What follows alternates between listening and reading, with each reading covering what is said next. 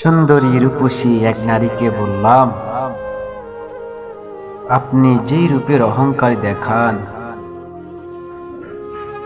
কোনো একটা সময় আপনি একাকিত্ব থাকবেন, তখন আপনি আয়নার সামনে আপনার চেহারাটাকে দাঁড় করাবেন আর নিজে শুধু ভাববেন, না আমি কি রূপের অহংকারী করি, আমার ভিতরে যে জিনিসগুলো আছে, ওই কালো নারীর ভিতরেও সেই জিনিসগুলো আছে, ওই অন্ধ নারীর ভিতরেও সেই জিনিসগুলো আছে, আমি কি নিয়ে অহংকারী করি।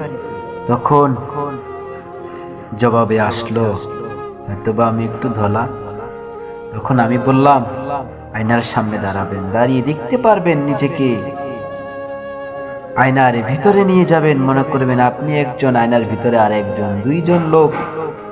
তখন আপনি ভাবতে থাকবেন, তো আপনি সেটার উত্তর পেয়ে যাবেন। তুমি যতই সুন্দরী হও না কেন বোন, আমার এই কথাটা একটাবার ফলো করো, তুমি তখন সব কিছুর উত্তর পেয়ে যাবে ইনশাআল্লাহ।